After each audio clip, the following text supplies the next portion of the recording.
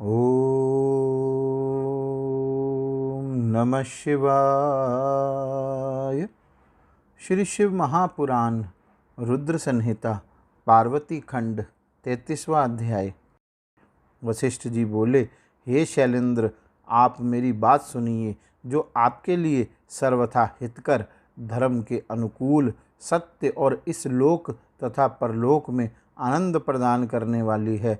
हे शैल, लोक एवं वेद में 3 प्रकार के वचन होते हैं। शास्त्र का ज्ञाता अपने निर्मल ज्ञान रूपी नेत्र से उन सब को जानता है।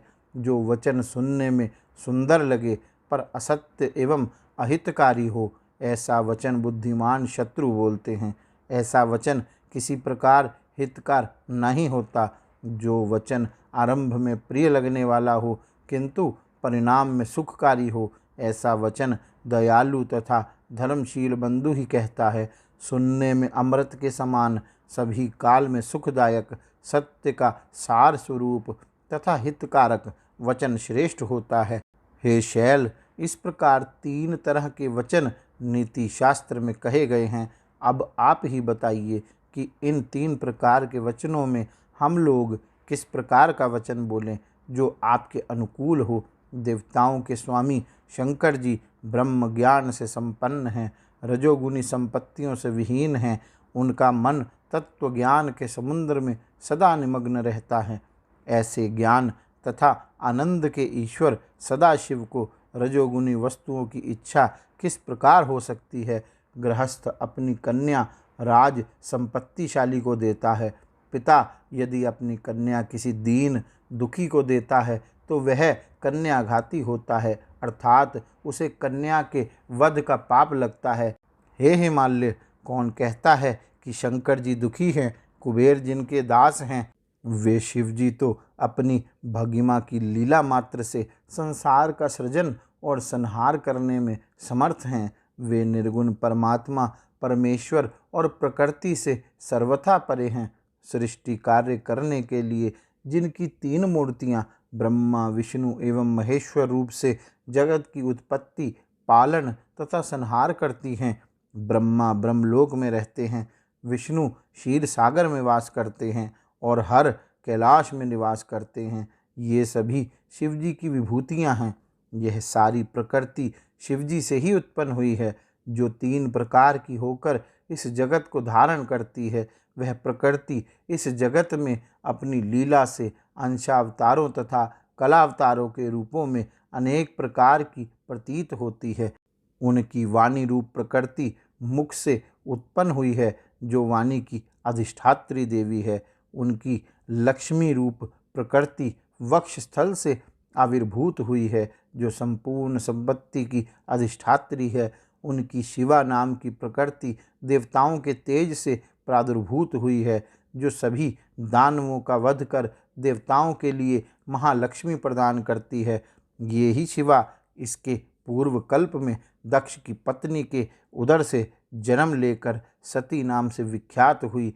दक्ष ने शंकर जी को ही दिया था, किंतु उस जन्म में पिता के द्वारा शिवजी की निंदा सुनकर उन्होंने अपने शरीर को योग के द्वारा त्याग दिया।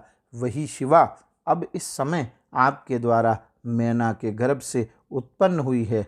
हे शैलराज, इस प्रकार वे शिवा प्रत्येक जन्म में शिवजी की पत्नी रही है। वे प्रतिकल्प में बुद्धि स्वरूपा तथा ज्ञानियों की माता है। वही सिद्धा, सिद्धिदात्री एवं सिद्धि रूपिणी रूप से सदा प्रादुर्भात होती है। शिवजी सती की अस्थि तथा उनकी चिता की भस्म उनके प्रेम के कारण स्वयं धारण करते हैं।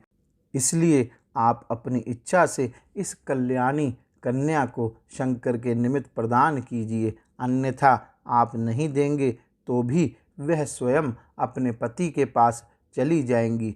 वे देवेश प्रतिज्ञा करके और यह देखकर कि आपकी कन्या ने असंख्य क्लेश प्राप्त किए, तब ब्राह्मण का रूप धारण कर उसके तप स्थान पर गए थे और उसे आश्वस्त करके वर देकर अपने स्थान पर लौट आए।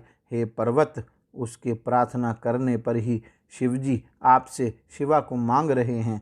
उस समय आप दोनों ने शिव भक्ति में निरत रहने के कारण उन्हें पार्वती को देना स्वीकार भी कर लिया, किंतु हे गिरीश्वर, अब आप दोनों की ऐसी विपरीत बुद्धि क्यों हो गई, इसे बताइए। जब सदाशिव पार्वती की प्रार्थना हेतु तुम्हारे पास आए थे और तुमने उसे अस्वीकार कर दिया, तब यहाँ से लौटकर उन्होंने हम ऋषियों को तथा अरुंधति को शीघ्र ही भेजा है।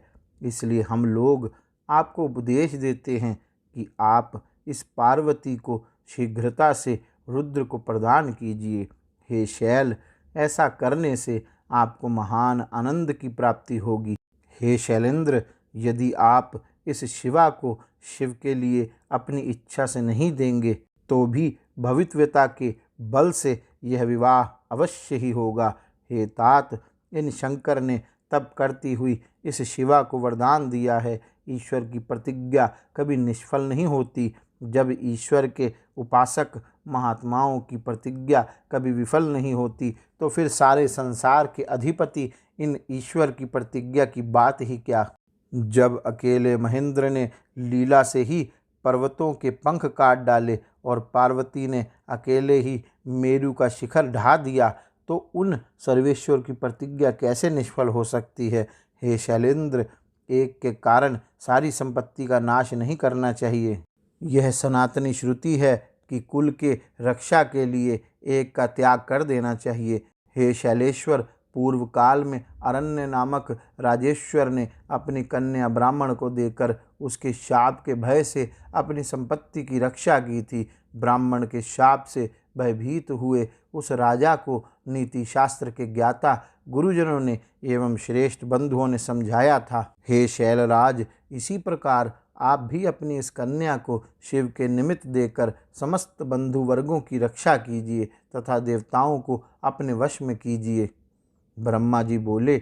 वशिष्ठ के इस वचन को सुनकर कुछ हंस करके व्यथित हृदय से उन्होंने राजा अरण्य का वृतांत पूछा। हिमालय बोले, हे ब्रह्मन, वह अरण्य राजा किसके वंश में उत्पन्न हुआ था और उसने अपनी कन्या को देकर किस प्रकार संपूर्ण संपत्ति की रक्षा की थी। ब्रह्मा जी बोले। हिमालय के इस प्रकार के वचन को सुनकर वशिष्ठ जी प्रसन्नचित होकर राजा अरण्य का सुखदायक वृतांत उनसे कहने लगे। इस प्रकार श्री शिव महापुराण के अंतर्गत द्वितीय रुद्र संहिता के तृतीय पार्वती खंड में गिरिशांत्वन नामक 33वां अध्याय पूर्ण हुआ। गौरी शंकर भगवान की जय। ओम नमः शिवाय।